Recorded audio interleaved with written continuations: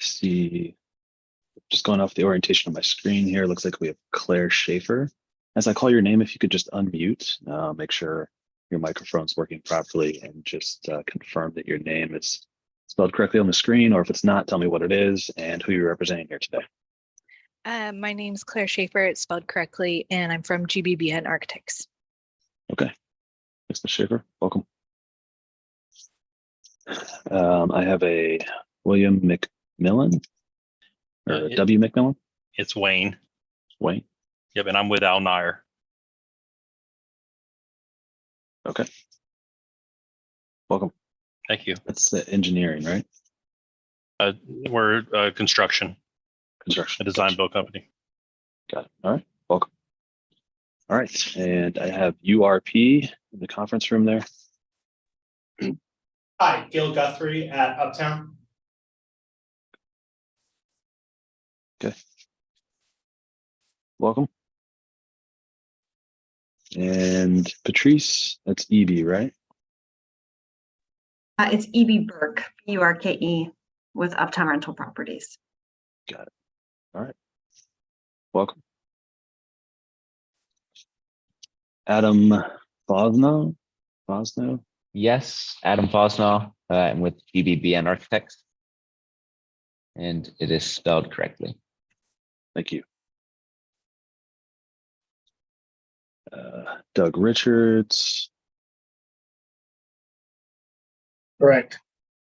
GBBN. Welcome. Thank So we have Wes Menzel from the zoning department. Good afternoon. Welcome. And finally, Mike Dooley. Good afternoon, Mike Dooley with Bearbecker, the civil engineer. There's the engineer. All right. Welcome. Okay. I need to read through our hearing script. This will cover the procedure for the hearing, and then we'll jump right into it. So this is the May 24th, 2023 session of the zoning hearing examiner docket. The case before us today, the case number is ZH20230046. Purpose of this hearing is to allow applicants and any potential opposing parties to offer and refute evidence and testimony. This hearing will follow the rules found in the zoning code and the supplemental rules of the zoning hearing examiner. All testimony and evidence that an applicant or any opposing party wishes to offer must be presented at this hearing. The hearing will proceed as follows. The applicant, the applicant's attorney, or the applicant's agent will first present the applicant's case. If there were anyone here from the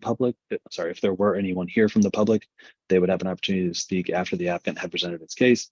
I will give Wes Menzel an opportunity to weigh in and provide any additional testimony on top of this staff report. In the event that any party testifies or offers argument in opposition to this application, the applicant will have an opportunity to rebut that testimony and or argument offered in opposition. And then finally, the applicant will have an opportunity to make any closing statements.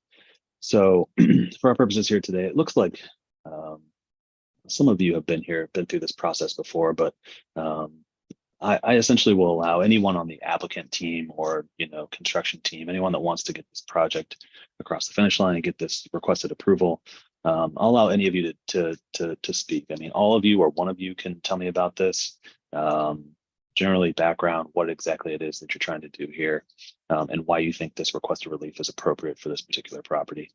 I'll then go to Wes, allow Wes to weigh in from his staff report. I'll have some questions along the way. I'll go back to you guys after Wes to respond to anything he said and make any closing remarks if you would like. All right. After all presentations have been made, I will close the hearing. Decisions may be expected within 2 weeks. I may limit or exclude any testimony that I deem irrelevant or outside the scope of the application being considered. I may interrupt any speaker to ask questions or to make any comments. In the event of any technical difficulties with the Zoom technology, I'll do my best to troubleshoot those on the fly, but to the extent there's some defect that prevents us from me fully going forward with this hearing, I may continue or postpone the hearing at my discretion. Okay, last thing to do is just swear in all of our witnesses. If you intend on providing any testimony here today, making any comments, doing anything other than just strictly observing, the zoning code requires that I swear you in. If you're not sure whether you're going to, it's fine. I can always swear you in later when you testify. But if you know you'd like to offer something, I'd like to just collectively swear all those people in at one time now. So if that's you, if you could take yourself off of mute, and you'd everyone to answer out loud and to raise their right hand. Do you solemnly swear the testimony you shall give will be the truth, the whole truth, and nothing but the truth? Yes. Yes. Yes. Okay, great. So I have Patrice, Adam, and Mr. Dooley sworn in. Okay, great. So would one of you like to take the lead on the presentation? Sure, I can do that. Shall I share my screen? If you'd like, yeah. Sure.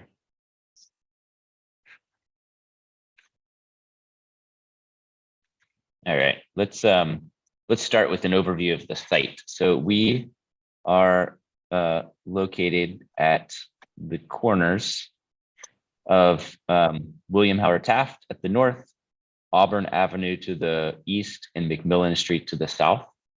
So this is kind of a peninsular shaped site in the Mount Auburn and Corryville neighborhoods. It's currently occupied by a credit union. Superior Credit Union is on the corner, and then it's largely surface asphalt. So what we are proposing here is a 6-story mixed use multifamily residential development. The ground, the first level is kind of mostly tucked into the site. It's a closed garage that's kind of buried. The ground floor proper would feature a new home for the Superior Credit Union. It would feature amenity space for the multifamily users. So there'd be a study, a clubhouse, a gymnasium, and then a small structured parking garage. So parking over 2 floors, the lower level is buried. And then the top 5 floors of the project would be multifamily space, primarily targeted to students for the University of Cincinnati. So 5 floors of residential over that kind of public commercial zone that's at street level, and then with 1 garage level parked down underneath. We know that there's really a strong immediate need for the University of Cincinnati for housing in general for the neighborhood. So this project kind of keenly fits into that niche. There are 2 variances that we're going for from a zoning standpoint. The first is to setbacks. We're in the OG district.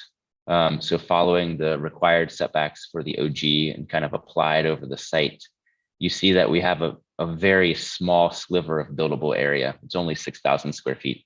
It would be very difficult to build really anything in that space, especially housing in general. And so we're going for a variance for setbacks. And the other thing that we're going for is a variance for FAR limits and density. And so they're different things, but they're really almost reciprocal in that, you know, to be limited to this kind of footprint, you're talking about a density that's far too low for what we intend to build.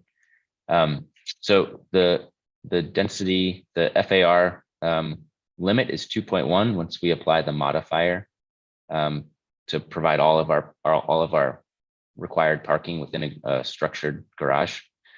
So we are seeking just under 2.98 or so. So it's higher than the OG what does that zone. translate? Sorry, Adam. Yeah. What does that translate into? Because this is the size of the units, correct? No, so FAR has to do with, yeah, kind of size, but it's the amount of square footage that we're building relative to the size of the site. Gotcha. And so it's a combination of all the different levels combined into one. Gotcha. So OG is what's shown in white here. That's where we belong. CCA and CCM, which are make up the majority of the sites directly to the north across the street, directly to the west of our site. Those all don't have an FAR limitation, so they're unrestricted. You can build as much density as you want on those. It's just when you get into this OG we have the limitation. And in the diagram that I just had here, so we're over the OG, but we're directly adjacent to the zones that don't have a density limitation, and we're directly across the street from a housing complex that also exceeds the FAR number. So we feel like we're right within sort of that kind of target area, and it doesn't feel out of place at all. But the setback itself is really kind of an undue hardship to be able to build something. Okay. Patrice E.B. Burke and I have gone in front of the Coreyville Community Council and the Mount Auburn Community Council and really opened it up to community engagement. We shared these plans and some massing diagrams and sections. And we got both of their approvals for the variances that we're seeking here. Yeah, I believe Miss E.B. Burke actually transmitted those approvals to me earlier today. So those will be part of the official record. Okay. So that's kind of the story. Those are the two variances that we're going for. I don't know if anyone else here on the team has anything to add. Thanks, Adam. That was great. David, do you have any questions for Adam about the geometry of the building or the floor plate? No, I don't think so. Okay. I don't really have much to add beyond what Adam said, and I thought Wes's report was actually fantastic and very comprehensive in setting out the floor area ratio kind of limitations here. And one of the important things that I think Wes will touch on, because it says it in his report, is the fact that the site is surrounded on 3 sides by right-of-way. So it's kind of on this island peninsula, which makes the setbacks extra tricky. So I think the most illustrative slide in the deck was the one that Adam shared that showed what we could actually build on the site if we were going as of right here. And I don't think anyone in planning, zoning, and certainly in the community wants to see a structure like that on the site. And frankly, nor do they like the existing structure. So I think what we have really answers the desired use for the site, which is some mixed use of parking, the Superior Credit Union going back on the site, and then the dense multifamily housing that this area really desperately needs. And the communities, both Coreyville and Mount Auburn, were very much in support of all of those things. The one thing that they were very concerned about and pleased with as it relates to this development is the improvements that we're making to pedestrian safety in the area. So they're very much in favor of us proceeding with this because of the housing shortage, but also because it'll fundamentally improve the pedestrian experience in this area, which is very important to them, which is very important to both communities. What are some of those changes that are happening?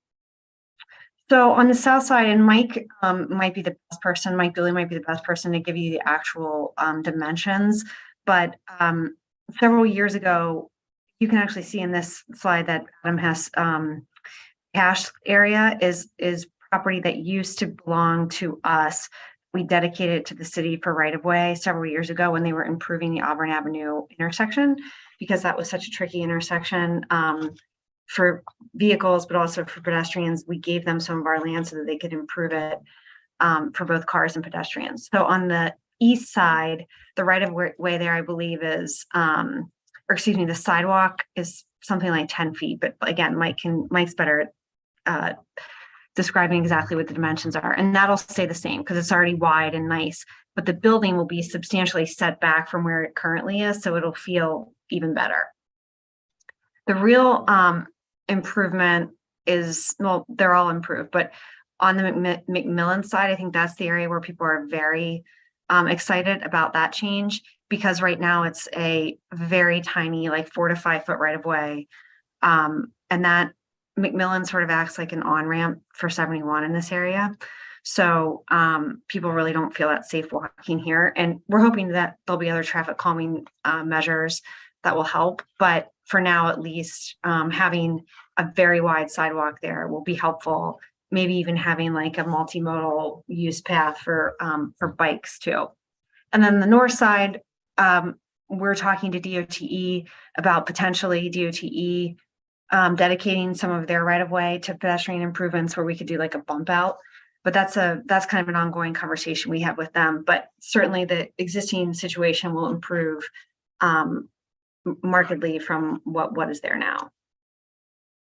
Okay, great, thanks. Mr. Dooley, you were also sworn in. Did you want to add anything? Just, here to answer questions as needed. Right now, just to build on what Teresa was talking about on McMillan, there's about 6 to 8 feet wide sidewalks, and what we're showing is closer to 14 to 16 feet by the time it's all said and done from the curb to the building. Yep. So an improvement there for sure. Okay. Wes, anything you want to provide in addition to your staff report? Hi, I don't really want to say too much. I will just kind of clarify that on the drawing that's up right now, the setbacks that are noted are based on the building height. And in the OG, the setbacks are required to be larger if the building height is greater than 25 feet. So like, for example, the 30-foot setback on Auburn, if you build a conforming height building, then you'd only need a 20-foot setback. So there'd be a larger area that could be built in. But nevertheless, this case, But this is conforming height, right? It's conforming height. Yeah. Okay. It's just if they lowered it, if it was 2 stories, then the setback would be less, right? Correct. right. Okay. But in this case, the additional setbacks required and the justification for variances